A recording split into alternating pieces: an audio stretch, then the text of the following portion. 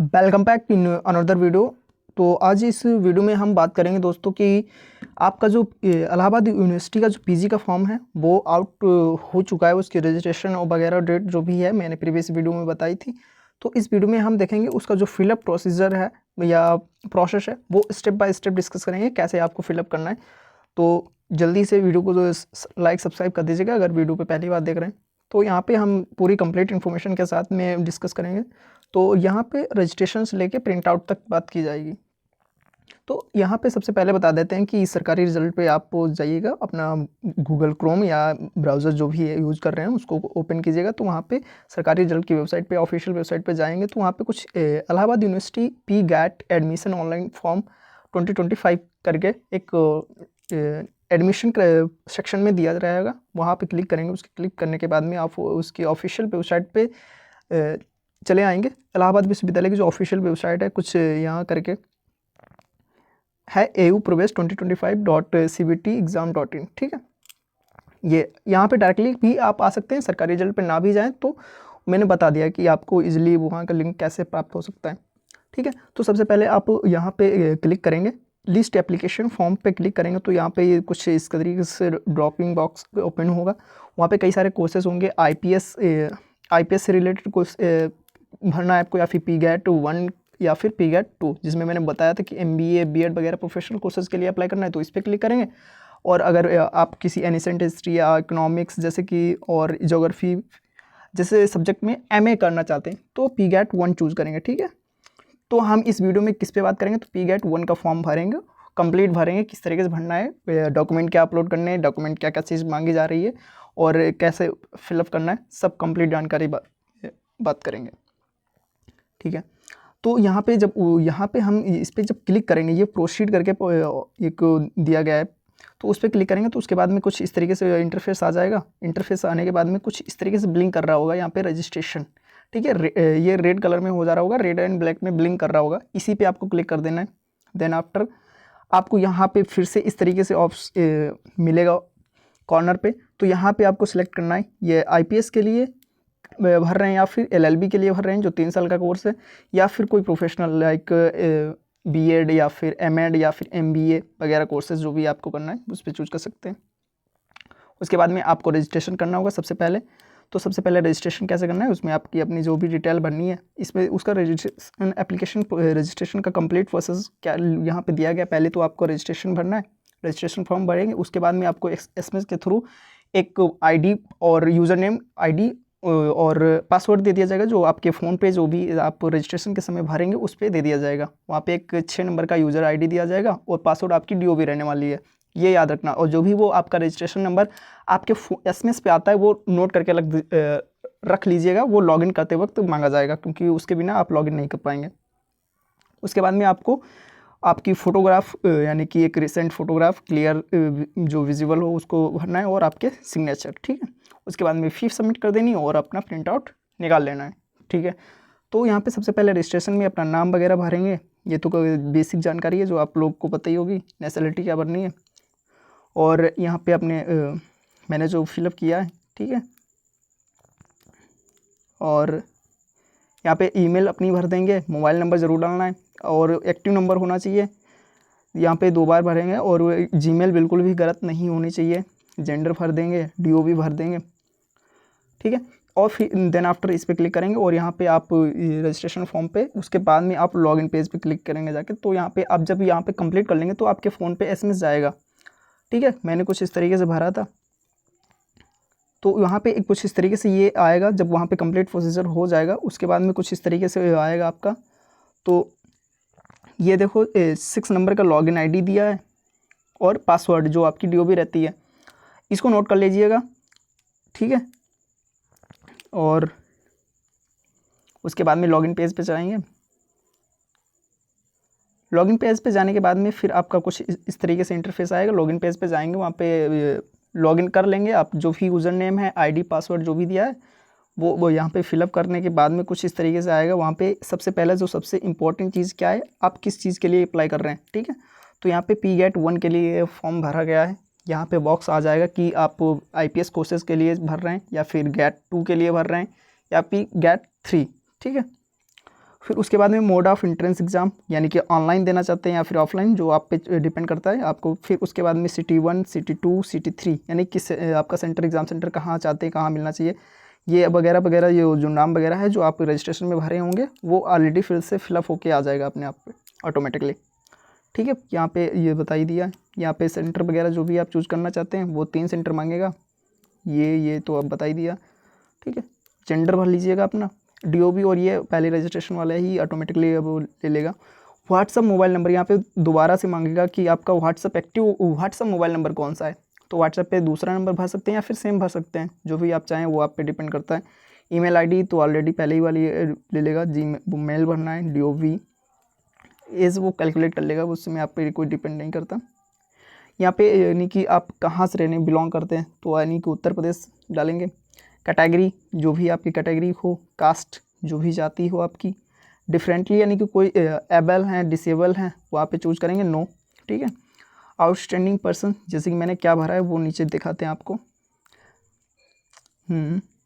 चलिए इसी पे बात करते हैं। शॉर्ट टाइप क्या है, या फिर NCC कैंडिडेट हैं तो आपको यहाँ पे अपनी NCC से रिलेटेड जानकारी देनी पड़ेगी आपको। तो अगर नहीं है तो नो पे क्लिक करके आगे बढ़ जाएंगे। Nationality Indian. आधार नंबर बहुत ही इंपॉर्टेंट, जो कि और जिसमें बताते हैं कि जिसमें कि ये स्टार मार्क है, जिसमें ये स्टार मार्क दिया गया है उसमें आप ये मैंडेटरी इन्फॉर्मेशन है। अदरवाइज जिसमें स्टार मार्क नहीं है लाइक ABCID में, तो उसमें यहाँ पे देखिए कोई ये स्टार मार्क नहीं है, यानी कि ABCID क्या है, ऑप्शनल है, भर भी सकते हैं और नहीं भी भर सकते, ऐसा कंपलसरी नहीं है। ठीक है, और यहाँ पे प्रेजेंट यानी कि जो पेरेंट्स की जो एनुअल इनकम है, यानी कि आय जिसको बोलते हैं, वो क्या है, लेस देन कितनी है, तो लेस देन 3 लाख, 6 लाख, 8 लाख, इस तरीके से ऑप्शन आएंगे। जो भी आपका हो वो अपने अकॉर्डिंगली भरिएगा। ठीक है, माइनॉरिटी से बिलोंग करते हैं, यस या नो क्लिक करिएगा। अगर आप कोई कश्मीर माइग्रेंट से, इस पर बेसिकली आप यानी कि इसमें का मतलब भरना है कि आप कश्मीर से माइग्रेंट हुए, तो नो पे क्लिक करिएगा। और यहाँ पे क्या करना है, 20 नंबर पे, wards of university of Allahabad and constituent college employees teachers, यानी कि किसी टीचर्स के बच्चे हैं या फिर आप किसी स्टाफ से आते हैं तो यस पे क्लिक करिएगा, अदरवाइज नो पे करके आगे बढ़ जाएंगे। फिर यहाँ पे आप मैरिड है, अनमैरिड है, जो भी हो आप भरिएगा। हॉस्टल आपको चाहिए या नहीं चाहिए, उस पर यस या नो पे क्लिक करेंगे। अगर यस पे क्लिक करेंगे तो आगे की डिटेल भी मांगेगा। अगर आप ये पूछ रहा है कि कहीं आपके ऊपर कोई पुलिस केस वगैरह है, वो भरिए यस या नो। फिर आधार कार्ड नंबर जो वो हो ही चुका, ये तो फिर से यहाँ से ये तक हो चुका था। ठीक है, अगर यहाँ पे ये हॉस्टल रिक्वायर्ड है, यस पे क्लिक कर दिया। और फिर उसने पूछा है कि क्या पहले प्रीवियस ईयर आप जो AU कैंडिडेट हैं, यानी कि इलाहाबाद विश्वविद्यालय के आप छात्र रहे हैं, तो आप किस हॉस्टल से पढ़े हैं। अदरवाइज़ अगर हॉस्टल लिया था तो किस हॉस्टल से लिया था, वही ये डिटेल मांगी गई है। हॉस्टल नेम यानी कि सेलेक्ट वगैरह जो भी आपको फिलअप करनी पड़ेगी। अदरवाइज़ अगर आपको हॉस्टल चाहिए तो ये चीज़ें भरनी पड़ेंगी उस केस में जब आप हॉस्टल से रह चुके हैं, छात्र हॉस्टल के छात्र रह चुके हैं। ठीक है, अदरवाइज़ ये आपको नहीं भरना है। अगर आपको हॉस्टल नहीं चाहिए तो नो पे क्लिक करके ये बवाल नहीं आएगा। तो आगे बढ़ते हैं। ऐसा करके बस ये लास्ट था, उस पर क्लिक करेंगे। ये आपका नेक्स्ट पे क्लिक करना होगा हमें। नेक्स्ट पे क्लिक करने के बाद में कुछ इस तरीके से इंटरफेस आ जाएगा। ये तो बाद में ये लॉगिन ID वगैरह जो थी। ठीक है, मोबाइल नंबर पे मैसेज आएगा। हाँ, उसके बाद में 24 पे आ जाएंगे। एड्रेस आपका जो भी लोकल एड्रेस था, किस ज़िले से बिलोंग करते हैं, आपके गांव का नाम क्या है और आपका पोस्ट क्या है वगैरह वगैरह। स्टेट कौन सा है, किस स्टेट से बिलोंग करते हैं, आपका पिन कोड क्या है, जो भी है।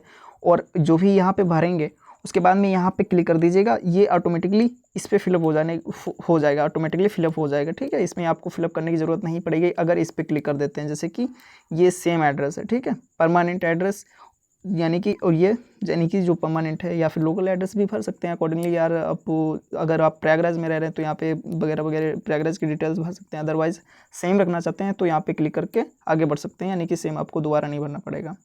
उसके बाद में नेक्स्ट क्लिक करेंगे, यानी कि कुछ इस तरीके से मैंने भरी थी। नेक्स्ट पे क्लिक किया, नेक्स्ट पे क्लिक करेंगे। उसके बाद में आपकी एजुकेशनल क्वालिफ़िकेशन मांगेगा, यानी कि आपकी एजुकेशनल मतलब हाई स्कूल वगैरह की डिटेल्स वगैरह मांगी जाएंगी। ईयर कौन से ईयर में पास किया गया और उसका इंस्टीट्यूट का नाम क्या था, बोर्ड का क्या नाम था।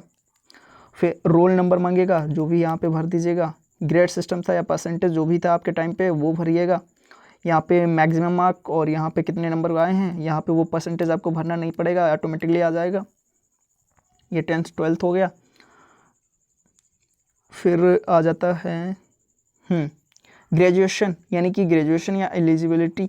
जैसे कि आप अगर ग्रेजुएशन पास आउट कर चुके हैं तो पहले आपकी वगैरह वगैरह सिस्टम वगैरह जो भी स्कोर वगैरह मांगेगा। अदरवाइज आप अपीयरिंग हैं तो आपसे ये चीज़ें नहीं मांगी जाएंगी, सिर्फ इंस्टीट्यूशन कहाँ से कर रहे हैं और उसका रोल नंबर या इनरोलमेंट नंबर वगैरह ही मांगा जाएगा। तो इस पर ज़्यादा कंफ्यूज नहीं होना है। हाँ, अब यानी कि यहाँ पे पूछेगा कि आपने पहले कहीं से ग्रेजुएशन कंप्लीट कर रखा है या नहीं कर रखा है, तो यहाँ पे भरेंगे यस या नो। ठीक है, उसके बाद में यहाँ पे आपके ग्रेजुएशन यानी कि 3 साल ग्रेजुएशन होता है, जैसे कि पार्ट 1 पार्ट 2 या पार्ट 3, या फिर ऐसे बात कर लें कि first year second year third year. Okay, तो आपके पास 3 सब्जेक्ट होते थे बेसिकली, और तीनों सब्जेक्ट कौन कौन से थे वो फिलअप करेंगे। उसके बाद में सेकेंड ईयर में कौन कौन से सब्जेक्ट थे वो भी फिल से करेंगे, और थर्ड ईयर में यानी कि ये कौन सा सब्जेक्ट जो आपने ड्रॉप कर दिया, यानी कि 2 सब्जेक्ट कौन से आपके पास थे। ठीक है, उसके बाद में सब्जेक्ट किस सब्जेक्ट के लिए अप्लाई कर रहे हैं, सबसे इंपॉर्टेंट चीज़ है कि किस सब्जेक्ट के लिए अप्लाई कर रहे हैं वो वही चूज़ कीजिएगा। अदरवाइज अगर ये एक बार चूज़ कर लिया दोबारा से चेंज नहीं होने वाला है, ये बात हमेशा ध्यान रखना। ठीक है, और उसके पहले इन्होंने एक वो ब्राउचर यानी कि रिलीज़ किया था, उसमें एलिजिबिलिटी के बारे में बात करी है, क्या क्राइटेरिया है, जो भी है वो आपको डिटेल में पढ़ लीजिएगा इसको फॉर्म भरने से पहले, या फिर मैंने इस पर वीडियो बनाई है वो देख लीजिएगा।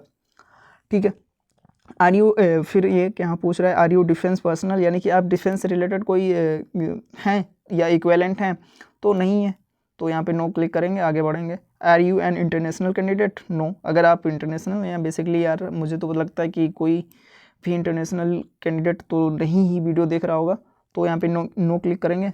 फिर आप यहाँ पे ऑप्शनल है सब्जेक्ट, दूसरा सब्जेक्ट सपोज कि यहाँ पे तुमने इकोनॉमिक्स चूज कर लिया, अब दूसरा कौन सा चीज़ करना चाह रहे हैं या हिंदी चूज करना चाह रहे हैं, वहाँ पे भर देंगे, ऑप्शनल है। ठीक है, यानी कि यहाँ पे मैंडेटरी नहीं है। ठीक है, थर्ड मैंडेटरी दिया गया, यानी कि थर्ड यानी कि चूज करना पड़ेगा, जो भी वहाँ पे सिलेक्टेड लिस्ट वगैरह दी जाएगी। फिर ठीक है, कुछ इस तरीके से कोर्सेज आ जाएंगे, कहाँ पे आपका डाटा लिया जाएगा, किस में करना चाहते हैं, बीएससी, बीकॉम, बी ऑनर्स। ठीक है, ये मैंने भरा था, अपीयरिंग में भरा है, बीए यूनिवर्सिटी ऑफ इलाहाबाद के ही स्टूडेंट हैं, इकोनॉमिक्स हिंदी, ये इस तरीके से आप भर सकते हैं, देख सकते हैं कैसे भरा जाएगा। जो भी भरना था मैंने भर दिया है, और कुछ इस तरीके से, यानी कि ये जो लास्ट स्टेप है उसमें कुछ आएगा कि किस में, यानी कि do want to apply for second subject, यानी कि आपसे पूछ रहा है कि डोंट वांट टू अप्लाई, यानी कि सेकंड सब्जेक्ट के लिए मैं अप्लाई नहीं करना चाहता, तो इस पर क्लिक कर देंगे। अदरवाइज जो आप करना चाहते हैं उस पर क्लिक कर देंगे, आगे बढ़ जाएंगे। फिर यहाँ पे एक इम्पॉर्टेंट नोट भी उन्होंने दिया गया है, जब आप ये फिल कर देंगे और यहाँ पे नन पे क्लिक कर देंगे अगर आप नहीं भरना चाहते, तीसरा सब्जेक्ट नहीं चूज करना चाहते। ठीक है, फिर before applying for any course please read the eligibility criteria carefully as given in brochure. जो भी उन्होंने ब्राउचर उनकी ऑफिशियल वेबसाइट पे अपलोड किया गया था वो पहले पढ़ लीजिएगा, और मैंने उस पर वीडियो भी बनाई है तो वो देख लीजिएगा, ज़्यादा बेटर रहेगा।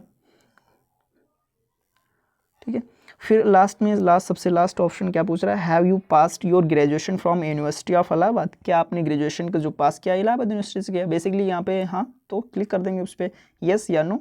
तो डिटेल वगैरह मांग लेगा कि आपका रोल नंबर वगैरह, इनरोलमेंट नंबर क्या है। मैंने इस पर क्लिक किया तो वहाँ पे इसने रोल नंबर या इनरोलमेंट नंबर मांग लिया कि आपका इनरोलमेंट नंबर क्या है, वो आपका बायोडाटा वगैरह चेक करेंगे। अदरवाइज अगर नहीं है तो नो पे क्लिक करके ये आपसे कुछ नहीं पूछेगा।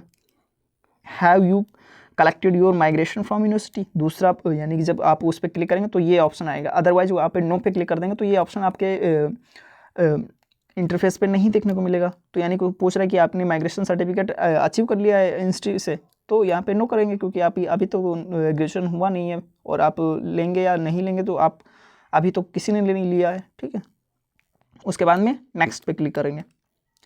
नेक्स्ट पे क्लिक करने के बाद में वहाँ पे फोटोग्राफ और सिग्नेचर वगैरह आएंगे। यहाँ पे सबसे इंपॉर्टेंट चीज़ है कि वो जो आपकी जो फोटोग्राफ है और जो सिग्नेचर है वो लेस देन 80 KB से कम होने चाहिए, और कौन से JPG या GPG फॉर्मेट में होने चाहिए, JPEG या फिर GPG फॉर्मेट में होने चाहिए। ठीक है, लेस देन 80। ठीक है, तो आप उसको रिसाइज कर लीजिएगा, उसके बाद में अपलोड कीजिएगा ये कुछ इस तरीके से। ठीक है, मेरा नाम सचिन है तो मैंने ये देखो अपलोड कर दिया है वैसे। ठीक है, और उसके बाद में यहाँ पे नेक्स्ट पे क्लिक करेंगे, उसके बाद में फ़ी पेमेंट का इंटरफेस आ जाएगा। तो जो भी है आपकी फ़ीस जो है आपकी डिपेंड करेगी आपकी कैटेगरी पे, वो सभी की डिफरेंट रहने वाली है, और वो इंटरनेट बैंकिंग या फिर QR कोड के माध्यम से आप पे कर सकते हैं। तो वीडियो को यानी कि यहीं पे अंत करते हैं, और ये खुद से करनी है, और इसका प्रिंट आउट निकाल के सुरक्षित रख दीजिएगा।